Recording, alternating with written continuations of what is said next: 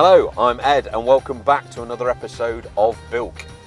In today's episode, we have got the season finale of the Ginetta GT Academy inaugural season live at Donington Park.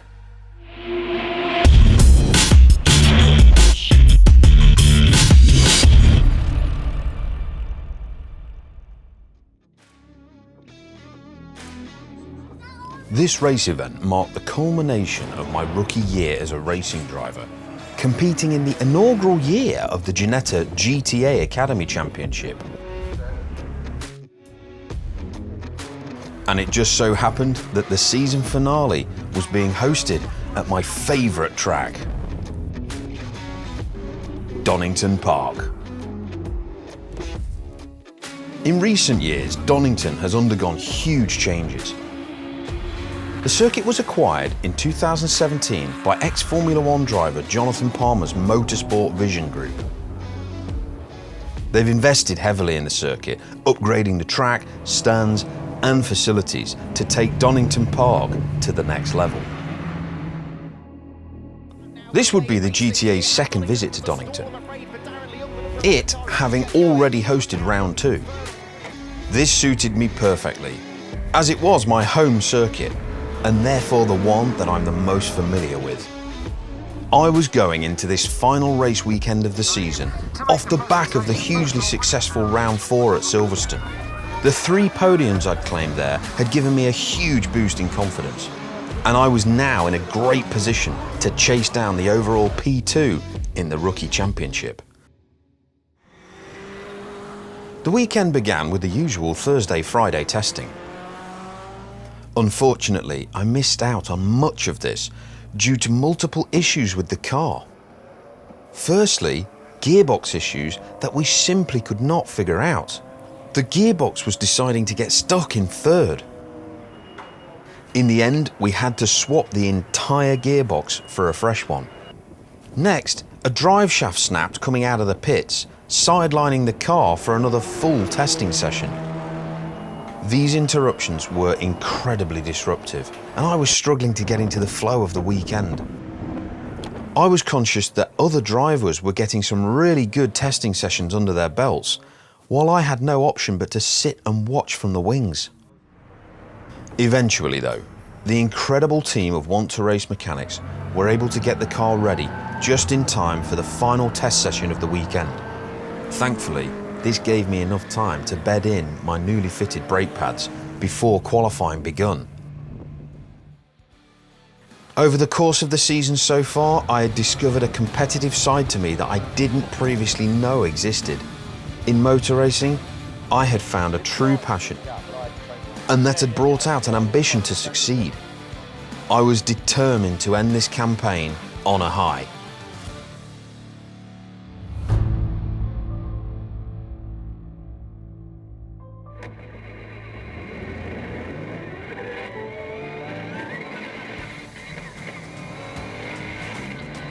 Setting some good laps in the early part of the session meant that I at least had one banker lap to rely on. I was then 2/10 up coming towards the end of a flying lap when I caught the back of Tom Hartley Jr.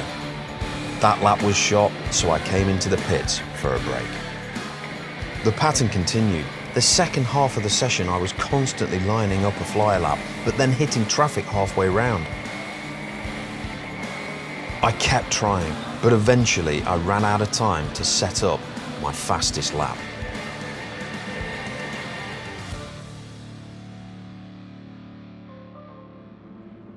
So, just come out of qualifying, actually not a bad session. I did unfortunately get one of my laps that was going to be the big one, that was going to be the best lap. That very unfortunately got compromised by another racer. I caught them at the end of the lap and they compromised my lap, which was a real shame, and potentially that could have put me sort of P3, P4 maybe, but instead I'm at P6. I would have loved to have been a little bit higher, and I know that in the race I'm quicker than a lot of people that I'm around, so that makes me feel good. So yeah, I'm just going to go over to the scrutineering bay in a moment. I'll go sit in the car, do the weigh in and make sure everything's okay, and then beyond that, go have a coffee and relax, maybe a sausage sandwich for lunch.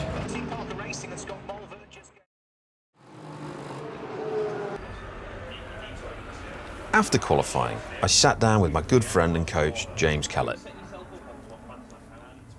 We were trying to work out exactly where I was losing time to my rivals. Despite using traffic as an excuse, I definitely found areas where I could improve. And I needed to pick up the pace if I wanted to realise my aim of securing second place in the Rookie Championship. The team got the car ready, I got suited up, and I was ready for the first race of the weekend.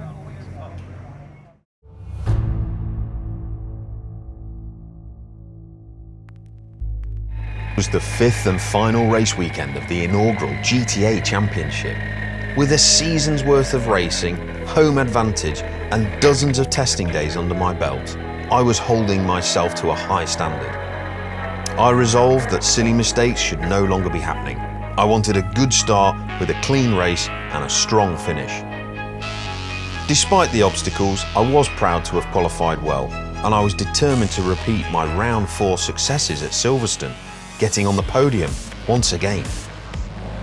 A decent off-the-line start put me level pegging with fellow rookie Gilbert Yates, in a continuation of our battle from the previous race weekend. Angus Whiteside had gone wide into the first corner, losing ground. Now, the 2 rookie class leaders were directly in front of me for the first time ever, giving me a great shot at that elusive rookie P1. However, the unpredictable Martin Wills in the pink Panthermobile got a great exit and slipped in between us. By the exit of Old Hairpin, I was frustrated to see the gap already forming between Martin and the leading rookies in front. I was desperate to get back in the fight with Gilbert and Angus. I tried a little move at McLean's, but a wiser head prevailed. I knew that I was quicker than Martin, and indeed he braked so early into Coppice corner that I locked up and nearly drove into the back of him. As we hurtled down the back straight, I was determined to get past Martin on this flap, before that gap to the rookie podium frontiers got any bigger. I knew that I was fast through the S's, so I lined up a great exit with the aim of taking Martin at the Melbourne hairpin. Although I outbroke him, wily Martin Wills was wise to my plan, defending brilliantly to send me around the outside and blocking my exit. It was clear he wasn't going to make it easy for me. Proof that it's one thing to catch a driver, but quite another to actually get past them. Meanwhile, the gap to the others was steadily increasing. By the end of the first lap, I was still very much stuck behind Martin. Time was very much running out to make a move before I was left behind by the front runners for good. But then, a stroke of sheer luck. Exiting the S's, Gilbert Yates' engine failed, showering both Martin and I in a cloud of gravel. Another chip to the already battered windscreen, however, was a small price to pay for the freebie into rookie P2. This good fortune aside, by lap 4 I was desperate. I simply had to make a move on Martin as the gap ahead was fast becoming a full-blown canyon. At McLean's, I threw the car up the inside and looked to defend. But Martin came back at Coppice. So I went for my favourite move, the switchback, and this time it stuck. Now it was game on. With a clear track in front of me, my sole focus was to chase down that rookie P1 podium. I knew this track. Donington had become my second home throughout the rookie season, as I tested more laps here than all the other circuits on the calendar combined. The mission for the rest of race 1 would effectively be to smash out quali laps until I caught those leaders, who were still battling away in front. I was truly determined not to give up. Sweating like crazy, I gave everything I had to the remainder of the race. By lap 12, I successfully crept up on Angus Whiteside, who was running in the rookie P1. Then, going into Melbourne hairpin, the normally very consistent Angus locked up. As I watched him lose track position and go over the grass, I knew this was my chance to make a move and take the coveted rookie P1. I was now right on the leader's tail, and all I needed was one more lap. But alas, we rounded the corner and saw the checkered flag. The race was over. As we trundled round our cooldown lap, I knew that I must have put in some good times to catch up with the back of the race leaders. This was confirmed when I got back to Parc Ferme, as to my delight, it was confirmed that I had in fact achieved my first ever fastest lap. There really is always something to be said for never giving up.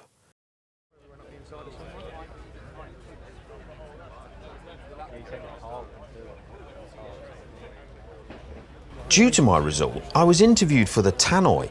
That was an absolutely brilliant race. I absolutely thoroughly enjoyed that. The first part of the race I was battling through, I had to get through a few people. Martin Wills put up a great fight, but I'm so glad I managed to get through him, and then I could get my pace towards the sort of P1 to P5 crowd at the front who were starting to gap away. And now I'm really confident going into tomorrow, so I'm super happy. And now I need a rest and a cup of tea and a drink and probably some food because I'm dying. But yeah, overall, it's been a good race.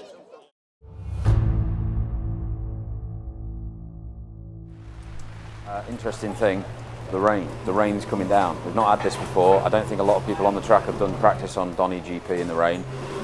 So we're going for a wet setup. We're doing various different things to the car to change things about. I've got to change my driving style completely. I've got to go different braking positions, different lines in corners. Everything's got to change. So yeah, it's going to be a completely different race to yesterday. Still confident, still feel like I know what I'm doing, but lots to remember.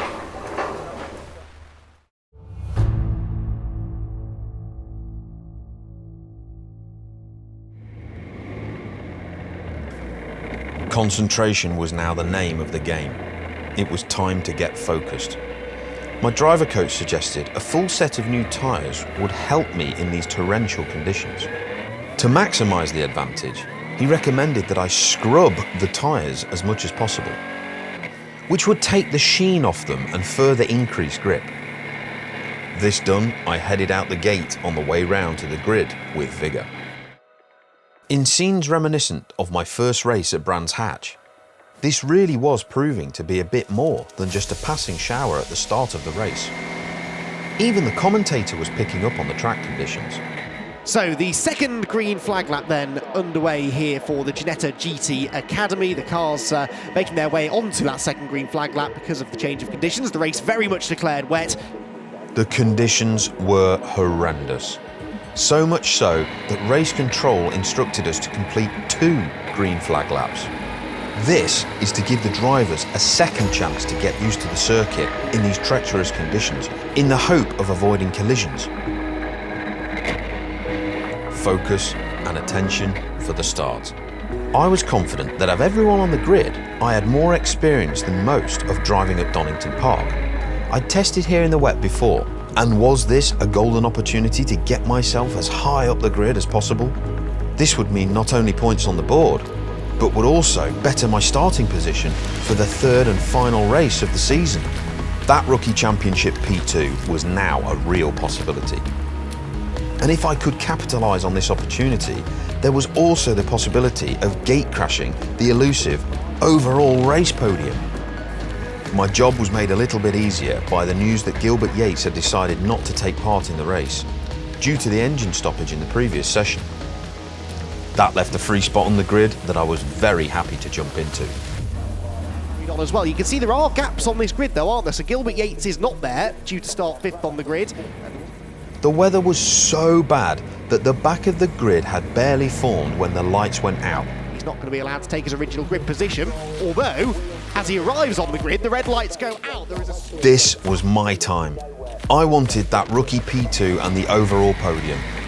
Others around me got a better start, but I avoided impending doom, deciding to be brave and brake on to the dry line and carry the speed all the way around the outside. This gave me a better exit out of Redgate and all the way down the Craner curves. As now they venture into the unknown. How much standing water is there? How little grip is there? Thankfully, this time I got past Martin Wills in the first corner. I was determined not to let the front 3 get away again.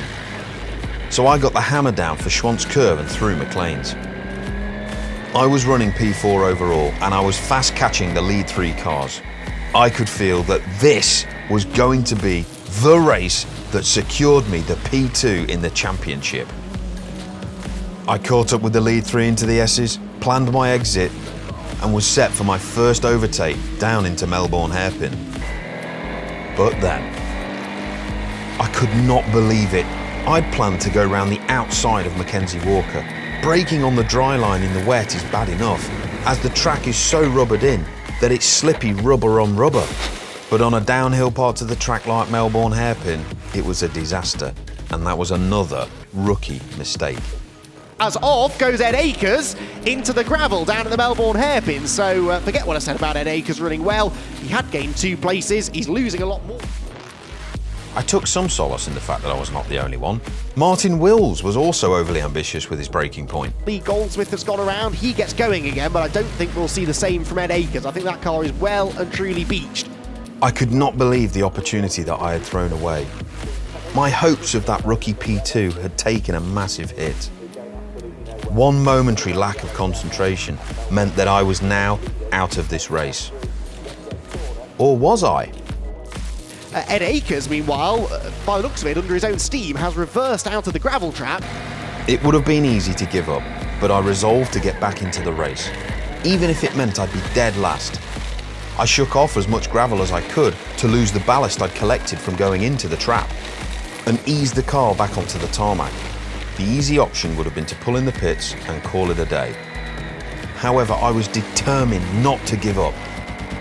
These were absurdly slippy conditions, with drivers sliding everywhere. Potentially anyone could spin off. All it would take is a handful of other rookies to similarly underestimate the track, and I could be back in it. Although I was now a tail ender, there was still an outside chance of picking up some all-important championship points, or even a slim shot at a podium. Keeping my head paid off. More and more drivers were going off the track left, right and centre. Oh, he's gone off again. This race really became all about staying on the blacktop and making it to the end. However, the rest of the race for me was pretty lonely. Then, just to rub it in, I was shown the blue flag, which was an unwanted first for me. The remainder of the race was really just a set of parade laps for me. However, I was able to unlap myself from Mackenzie Walker as he spun going into the S's. I was happy for my good friend Angus, as this meant he would surely now take the win.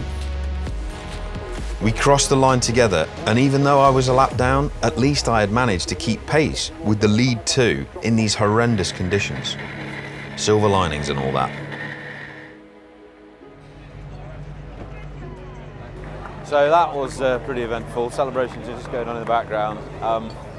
First lap, straight in the gravel, can't believe it, absolutely devastated. I've just ballsed it up and it's my own fault and I'm gutted.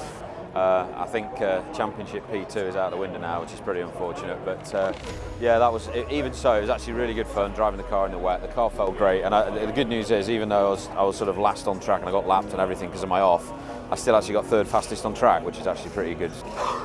Overall, what a nightmare! I can't believe it. I guess we'll catch up with everybody back in the awning in a minute. But race 2, what a shame. There was no getting away from it. I had made an absolute hash of race 2. I needed to find out how that had affected the overall championship standings and whether I still had a chance of salvaging the season. I wanted to come into this weekend chasing down rookie championship P2. It's not happened.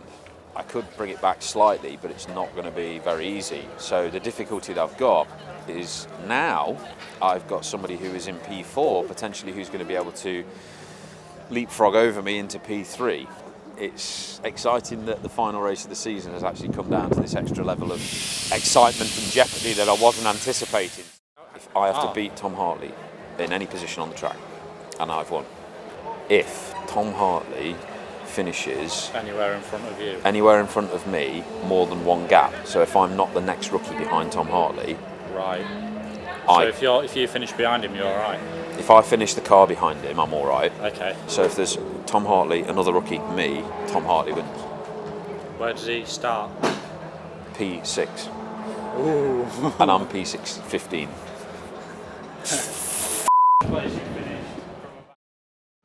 I wanted to get straight back out there.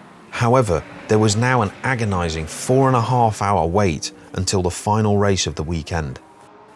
With the last of the gravel removed from the intakes, there was now nothing more I could do but rest up, prepare myself for the decisive climax of the inaugural season of the Ginetta GT Academy. So this is it, last race of the season. Yeah, there's some stuff on the line here actually, so I really want to get a good race, and this one matters. This is not just a random race. Nerves are going a bit, but I still want to enjoy it. That's the main thing. Right now, I think we're getting wound up and we've got to go. So I guess I'll catch you on the flip side of the final race.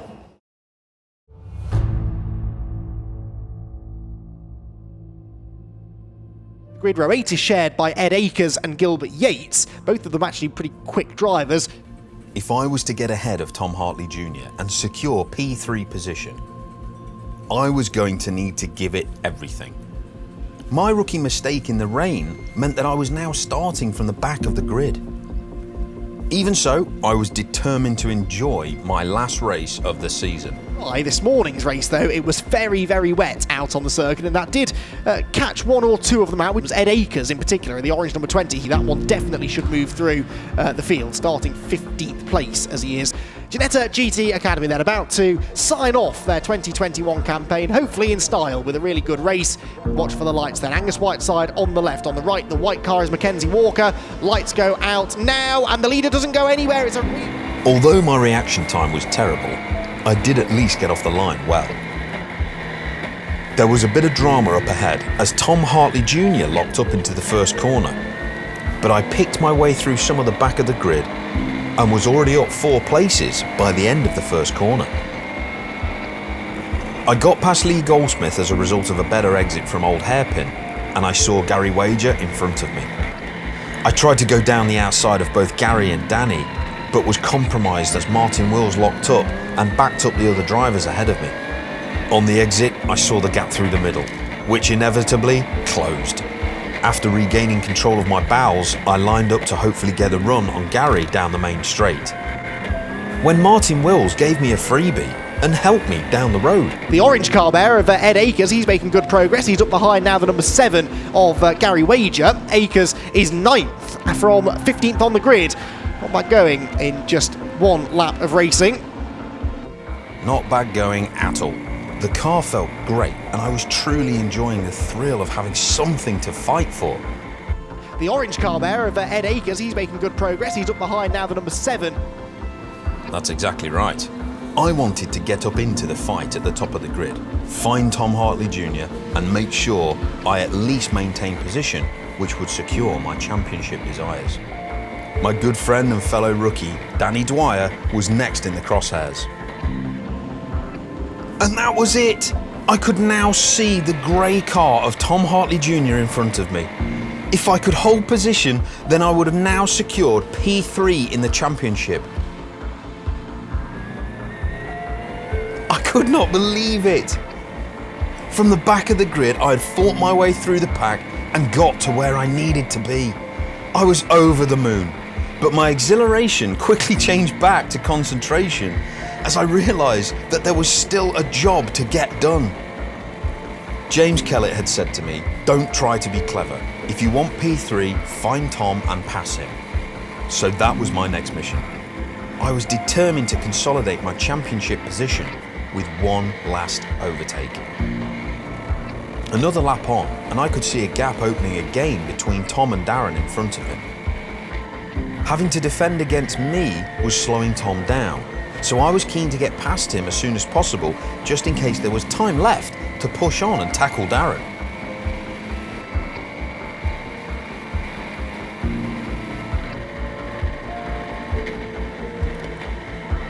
I could not believe it. I thought Tom would have seen me. Ed Akers, meanwhile, is on the tail of Tom Hartley Jr. This is for 7th place. He goes up the inside into the chicane. Tom turns in. There's contact. That was completely predictable. I mean, Ed Akers was clearly up the inside there, wasn't he, really? There was no comforting me, Mr. Commentator. I was racked with guilt. Throughout the course of the season, Tom has become a close friend, both on and off the track, and the idea that I was involved in a coming together that resulted in his final race of the season being cut short was really upsetting. if to make matters worse, the incident led to the safety car being deployed, which is not what anyone wanted to see for the final race of the year. On the following lap, I gave Tom a wave and let him know that it was certainly not intentional, and I just hoped he wasn't too aggrieved. However, as my dad used to say, you can't change the past, so focus on the here and now and you'll have a better future. There would be time to discuss the incident with Tom after the race, but for now, it was back to business.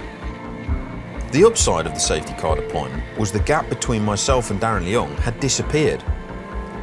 So it was time to attack. I purposely went wide to get a better exit out of Goddard's. As a result, I was all over the back of Darren down the pit straight. I forced Darren to defend into Redgate, switched back to the racing line and lined up for a better exit. I wanted to get P2. It's Akers to the outside of Leung. He's not going to get him on the way into the corner, but he should carry more speed off it and get up the inside through Hollywood, down into the crater curves. Bit of a squeeze. Akers almost on the grass. They always lean on each other through the right-hander. Now to the left through the crater curves. It's brave to go around the outside there, but Ed Akers has the bravery to do it. He's got the line now into the old hairpin, and he moves through. Second place in class then for Ed Akers. I couldn't believe it. Darren had all but secured rookie P2 in the championship, but there I was, getting past him. Well, I guess now, let's see how far we can go. Or what more progress can he make though? His next target is Robin Grimwood in 5th position. I was very conscious that at this point in the race, the tyres normally start to go off. This was evident as the others were losing the back end at various places. Maintaining race pace at this point was going to be even more difficult. However, if I could get past some of the non-rookies ahead, there was still a chance of getting that long-awaited overall podium finish. Never give up! This was proper racing. The pressure was really on. Darren was starting to turn the screw and I needed to get past Robin ASAP to relieve a bit of the pressure. Fortunately, getting a better exit out of Old Hairpin allowed me to get the run on Robin up Schwantz Curve towards McLean's, where I made my move. Akers got the inside here into McLean's. He's looking at it, but he's also, of course, trying to defend from Leung behind him. Wide goes Grimwood, though, very wide. He's out in the gravel, and that surely now will do it. Up the inside line goes the number 20. I applied some pressure of my own, diving for the inside, which got the better of Robin's nerves, pushing him wide. I was only too happy to relieve him of the 5th position at Coppice. Now I had a gap to pull. My tyres were gone, my energy was low, my concentration was fading. But this was the last race of the season and the fire in my belly burnt bright. It was Wes Pearce, the Pro Class champion P3 in front of me. Could I really get past him as well? Well, on this lap alone, Ed Akers and Darren Leung have taken chunks out of him in the first second. I was gaining, lap by lap. Then I went for a move into my favourite overtaking zone. While I was focusing on Wes, out of nowhere, Darren Leung attempted one of his famous Leunges into Redgate in a last-ditch attempt to get back rookie podium P2. Oldest lead is now 2.5 seconds. Darren Leung goes up the inside of Ed Akers. Surely he can't get that stopped. He runs a bit wide in the middle of the corner, and on the exit, Ed Akers snatches it straight back again. Hoping that was Darren's last lunge of the season, I got back on the tail of Wes. But the tyres were truly gone and things were getting messy.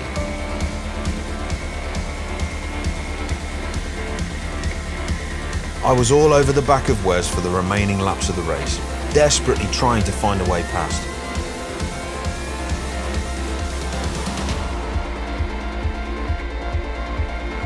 On the final lap, a great exit from Goddard's meant it really was a drag race for the checkered flag. Pipped at the post by less than 0.02 of a second. But my 5th place finish was more than enough to finally secure my place as the rookie P3 champion. I've done it!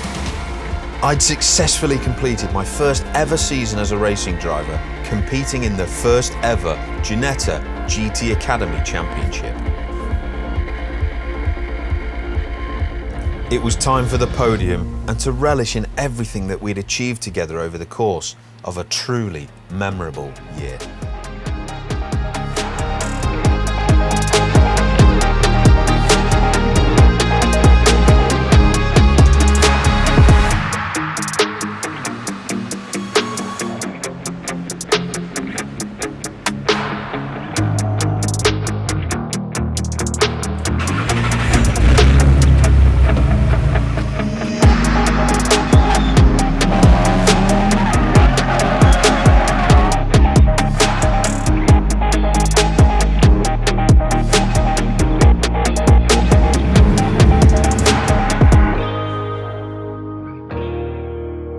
I could not believe that the season had already ended.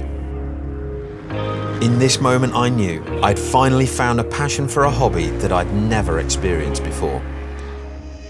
Throughout my life I've tried everything from snowboarding to golf to rock climbing, but nothing made me feel as at home or as at peace as the moments when I was at the wheel on the racetrack. For the first time in a long time, I'd found a place where the stress and worries of day-to-day life disappeared. I'd had amazing highs and hair-raising lows.